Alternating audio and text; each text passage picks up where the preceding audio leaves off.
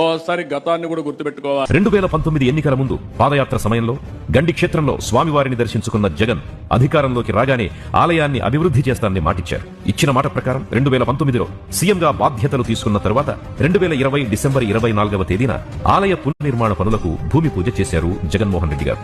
మాట తప్పని మడమ తిప్పని మనిషిని నిరూపించుకున్నారు. 2021 అక్టోబర్లో బాలాలయాన్ని నిర్మించి స్వామివారి దారువు విగ్రహాన్ని ప్రతిష్ఠించి పూజలు నిర్వహిస్తున్నారు.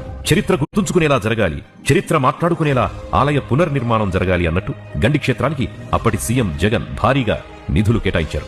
పనులు ప్రారంభమైన వెంటనే ప్రధాన ఆలయం నిర్మాణానికి 14.5 కోట్ల నిధులు మంజూరు చేసిన జగన్ ప్రభుత్వం 2 ఏళ్ల తర్వాత మరో 5.5 కోట్లిచ్చింది. ప్రధాన ఆలయ నిర్మాణానికి మొత్తం 20 కోట్లిచ్చారు. తూర్పు పడమర రాజగోపురాలతో పాటు ఫ్లోరింగ్ ప్రాకారం నిర్మాణానికి గాను మరో 6,05,00,000 ఇచ్చారు. అంతకుముందు దక్షిణ రాజగోపురానికి 1.95 కోట్లు ఇవ్వడం జరిగింది. మొత్తంగా ఆలయ నిర్మాణానికి 28 కోట్లు కేటాయించింది అప్పటి జగన్